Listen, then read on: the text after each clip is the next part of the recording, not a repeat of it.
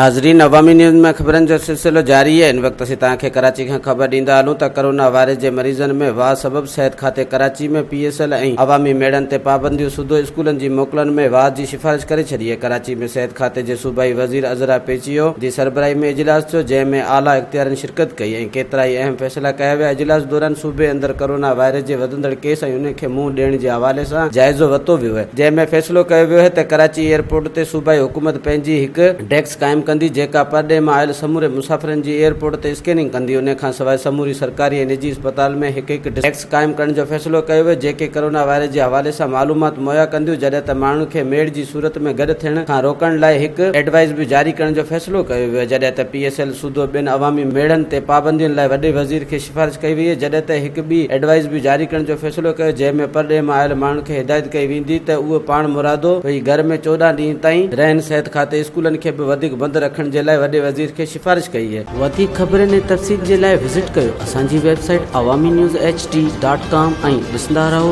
Awami news HD।